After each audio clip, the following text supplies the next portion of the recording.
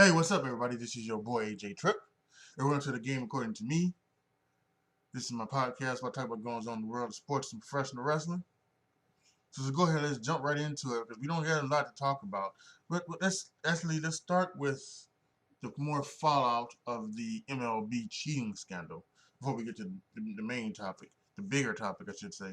And really the only thing that came out from it from last week is that now Alex Cora, the manager of the Red Sox, has he was let go, and Carlos Beltran, who was a player on the 2017 Houston Astros, and he was this year he had became the manager of the New York Mets. He is gone. He has parted ways with them. So, and there seems to be some other stuff more coming out now. Everybody now, a lot of people coming out saying that other teams are doing it and everything like that. There was even some accusations that some of the accounts that was saying that they was somebody's niece was not. It was actually a burner account for somebody, and then there was this allegation that Mike Trout was actually taking HGH for a thyroid condition, and that that's the dirty little secret from Major League Baseball that he's actually on HGH because they have a quote unquote thyroid condition. So there's a there's a lot of stuff coming out. This Major League Baseball team stand, and it's not over, y'all. It really isn't. It is not over. So it's going to be some more stuff headed down the pipeline with this. So uh, you know, keep your notifications on your on your phones and on your tablets and even on your desktops because you never know when something's gonna break. On this with this Major League Baseball cheating scandal. So and the more things break, I will be covering it right here on this podcast. So make sure you stay tuned here as well. So let's get to what the bigger stories are. We have the two participants for Super Bowl 54, the Kansas City Chiefs and the San Francisco 49ers. So let's start with the first game. It was the AFC Championship game, the Titans and the Chiefs. It's kind of reminiscent of last week. The Titans jumped out to a lead, a 17-7 lead, but then the firepower of the Kansas City Chiefs just came back, and it came back from nowhere. We had some touchdown passes to Tyreek Hill. We had Patrick Mahomes, who had a 27-yard touchdown run that was incredible. Eluded defenders, didn't step out of bounds on the sidelines, broke some couple tackles, and ran it in for the touchdown. And then they went to halftime 21-17, and then second half it was just all Chiefs. The Titans really could not do anything. They could not get their game started. The Chiefs made a certain effort to stop the run game, and that's what they did. And they tried to put the hands into Ryan Tannehill. And I'm not gonna say that Ryan Tannehill couldn't do it. He could do it, but I also think that it was just too much for for him to do. Because even though Ryan Tannehill, I think, is a type of guy who can do things, in the passing game. I don't. I also think that he may be one of those ones that needs that running game to go along with it. He's not Patrick Mahomes. Patrick Mahomes can just do everything by himself. He can pass the ball. He can run the ball by himself. He doesn't. And even though Patrick Mahomes got great talent, you know, he also can probably make people better talents. You know, um, he can make people better, and that's what the people in Chicago have been saying about because they were saying that the thing because obviously the Bears traded up to go get Mitch Trubisky instead of taking Deshaun Watson or Patrick Mahomes, and the people in Chicago have been like, well. Patrick Mahomes is a better quarterback. He would, he's a better quarterback than Mitchell Trubisky. And some people were saying, well, would Mitch be doing what Patrick Mahomes is doing, and Patrick Mahomes would be doing what, would be doing what Mitch is doing, if things were vice versa. And I would say that Patrick Mahomes is the type of quarterback that if he was in Chicago, he would still. Maybe he's not going to be the MVP of the league like he was last year, but he still would be doing things. He would be making these wide receivers and these other talents a lot better than they look right now with Mitch. So yeah, I kind of think that's the way you go about it with this. And it was just an awesome sight. Andy Reid going back to the going back to the Super Bowl. He was there once with Philly. He lost to the Patriots. Now he has the opportunity to return there with Kansas City. Kansas City, the Chiefs. A lot of things going on here. Kansas City um, was founded by Lamar Hunt.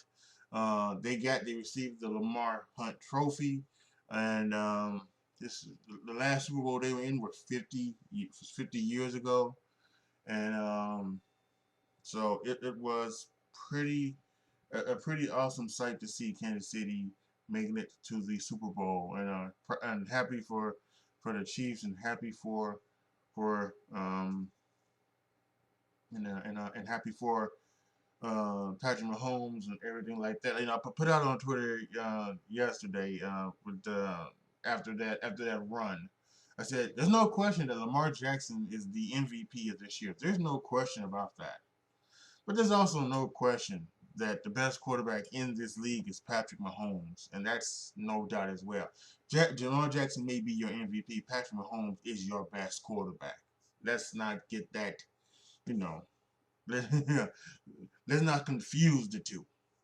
And so it was a just a incredible watch. Yeah, yesterday for those two, I really enjoyed that, and you gotta give a shout out to the Tennessee Titans. They played their butts off as well. They did some, they were were they 2-4, something like that, when they made the switch from Mariota to Ryan Tannehill. And once they went to Ryan Tannehill, things changed. And he brought up, and this is why I say that, I'm not gonna, downplay. I'm not gonna degrade Ryan Tannehill, because when he came in, they changed. Obviously, offensively, he had the best passer rating, through that time from when he ended the season with it. He did not he threw like some odd 20 some odd touchdowns, and only he had a great touchdown to interception ratio. He had a great completion percentage. And most importantly, he led his team to victories. He guided his team from a 2-4 finish, from 2-4 start, drove them to the playoffs. You know, and drugged them by the defending world champions, um, New England Patriots. He helped them beat the number one overall seed in the Baltimore Ravens, and he had a 10-point lead on the Tennessee Titans. Now, Derrick Henry helped a lot, the last 4 or 5 weeks, without question. But I think he was a part of that too. So, and Ryan Tannehill's a free agent. I would think that at the very least he's going to get franchise tagged by the Titans, and I think see if that he can do it again next year. So I think all of that's going to be very interesting. But congrats to the Tennessee Titans. They put off one hell of a trick this year, and as a Bears fan, I'm kind of jealous to see. They started off slow, and then they turned it around, and I wish my team could have did that. The second game, the NFC Championship game, took on those Green Bay Packers and the San Francisco 49ers. And this was a truly a shock to me, because I did not think that the San Francisco 49ers were going to come out and do what they did to the Green Bay Packers, to just run the ball down their throats like they did, and to get up on them like they did. It was it was amazing to watch. That defense is truly amazing. That front four is fantastic. They can get out the quarterback with just those four, and then drop everybody else into coverage. That secondary is good, led by Richard Sherman. Um, they put Fitz on Aaron Rodgers again, and so yeah. I mean, all in all, it was just something that you just I know I didn't expect. I thought this would be a more effective game, in particular just because of the things I have for Aaron Rodgers. Because as a Bears fan, I know what Aaron Rodgers can do, and I know what he has done in this past. And so yeah, and again, on Twitter, there's a lot of people, not a lot of people. There's one Twitter account in particular. Obviously, it's a Bears fan account. He's run by a Bears fan, and he's not giving Green Bay any of the credit. He's just saying that this was a fraudulent team and that Green Bay was, and he's saying that over the next years Green Bay, Minnesota's going to be the team the Bears are going to have to get by, and Green Bay's not going to be that good. I mean, really, did you watch this season? I mean, don't let your Green Bay Packer hatred and let what happened in this game last night override your common sense. They still have that dude at quarterback, and he's still that dude. Now maybe he's not as dudeish as he was in the past, or maybe his talent is not as good as it was in the past, and the system and all that in between. But that is still Aaron Rodgers, and I would still say that they proved it this year that when he is healthy, the Bears cannot beat that man. They can't. They can beat Minnesota. They've proven that 2 years in a row. They can't beat Aaron Rodgers when he is healthy. They cannot. So if you're a Bears fan like me and you listen to this and you're thinking that oh the Packers have we have a chance. No, you can't. No, you don't. Not with your quarterback. Not with Mitchell Trubisky as your quarterback, and not with him as his quarterback. That's just not what that's never gonna happen right now. And I need to see it to believe it before I even say that there's anything that Green Bay has even fallen off, that Aaron Rodgers has even fallen off. I need to see it before my eyes. So that's just a little rant. But let's get back to the game. Um, Raheem Mostert, who was a Chicago Bear for a while, it'd be nicer to have him instead of having Jordan Howard and now having David Montgomery.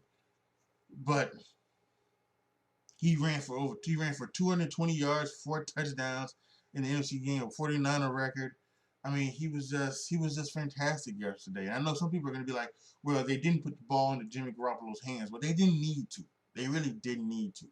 They will need to come Super Bowl Sunday because I don't think they're going to run on them because if the Titans with Derrick Henry's a better running back, I think, than Raheem Mostert. I don't think they're going to be able to do that to Kansas City, you know. So they're gonna have to make plays in the passing game with Jimmy Garoppolo, and he can do it. He did it in New Orleans this football season. That was a shootout. He's done it all this season. I mean, he didn't. It wasn't like he threw for like 2,500 yards and something like that. He was Mitchell Trubisky. He wasn't. He was Jimmy Garoppolo. He threw for almost 4,000 yards. He had, I think he had 28 touchdowns and maybe 13, 14, 15 interceptions, maybe something like that. But so that's a pretty darn good quarterback. Who's coming off an ACL injury, by the way. So that's a pretty darn good quarterback over there, Jimmy Garoppolo. So don't think that just because in the last 2 games he hasn't passed the ball like he wanted, like he can. He can do that. Trust me, he can. And for him to beat Kansas City, he will have to do that. And he's got a good wideouts. He's got a damn good tight end. So all in all, that's a very good San Francisco 49er football team, offensively, defensively, and a pretty good special teams as well. With the good as gold, Robbie Gold. So so for the 49ers to go in there and do what they did to the Green Bay Packers. And Green Bay, they came back and tried to make a game of it. But, it just wasn't gonna happen. I think too many turnovers and um too many stops by the defense just didn't, allow Green Bay to get on the road that they needed to at the earliest point of the game. So shout out to Green Bay. They had a great season. They can, a lot of people, not me, but a lot of people out there thought that Green Bay wasn't going to be as good this year as they were in the past. They thought they didn't have the talent. They were wrong. They made it. They won 13-3 and went all the way to the NFC Championship game. So, let's give them all the credit in the world because they deserve it. Big time deserve it. But let's also give big time credit to the San Francisco 49ers who had 4 wins last year, and then they have come out to make it to the Super Bowl. So fantastic season for the San Francisco 49ers. They are going to represent the NFC in the Super Bowl. So now here we are, Super Bowl 54. The participants: Kansas City Chiefs, a high-powered quick strike offense led by Patrick Mahomes at the hands of Andy Reid and Eric Bieniemy. And then we have San Francisco 49ers, a dominant defense led by Kyle Shanahan and defensive coordinator Robert Saleh, right? So there's so many things happening. This is strength against strength. You know, what will happen in this game? And we've got 2 whole weeks to wait until it happens. So it's going to be incredible. I will be doing my rapid reaction after the Super Bowl on my YouTube channel, AJ Trip. So you want to make sure that you will be there to watch, to watch that. Give my thoughts about that, and also I'm going to give my thoughts on the Super Bowl commercials and as well. But also the next day, I will also be doing my podcast as usual, where I will again go over it, have a night to think about it, and think about what went down, and to talk about all of it. And it's probably gonna be a double. I'll probably do a video for it as well. We'll have to wait and see. We'll have to wait and see how that how I think about that. I may not do a video. So since I'm gonna do a rapid reaction the night before, I may not do a video for it because that would just be kind of ridiculous. I may just do the just wake up and do the podcast in the morning for it. But yeah, we got a whole bunch to talk about when it comes to that. So it's gonna be incredible. We see a lot of storylines will probably develop over the next couple of weeks as well. The biggest storyline obviously will be the Kansas City offense versus the San Francisco 49er defense. What happens? So it's going to be incredible. Just make sure you stay here with me. I will be doing a podcast next week. I'm thinking what I'm probably going to do is that I'm probably going to wait and do it. I need to wait and see because I think since there's not since there won't be any football really next week. There's the Pro Bowl and everything like that. I need to try to figure out what else do I need to do for next week because I think what I might do is what I either gonna do is I'm either gonna do it like I do it Monday or Tuesday next week. We'll talk about the we may talk about we'll talk about the Royal Rumble, obviously. I think later on this week, the NBA All-Star starters are going to be announced, and so we need to talk about that and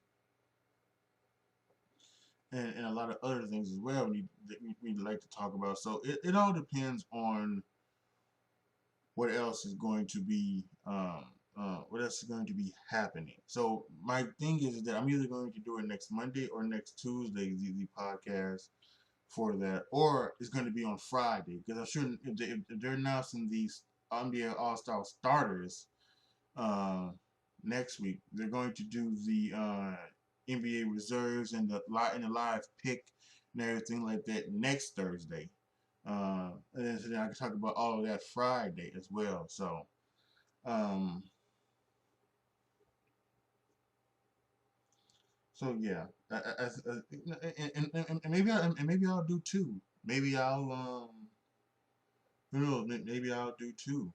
Maybe I'll do the um, or maybe I'll do one later on this week, and I'll just talk about the NBA All Star starters and talk about them, and then I'll do one next Friday, and so we'll see. We'll see how everything breaks down. But just make sure you stay here to wherever you're listening to this podcast. Just make sure you stay here because at some point in the next 2 to 3 weeks, there's going to be a lot of content coming out with the Super Bowl, the Royal Rumble, the NBA All Stars announcements, and everything like that. So you want to make sure you're going to hear to get my thoughts on all of that and anything else that breaks with the Major League Baseball cheating scandal.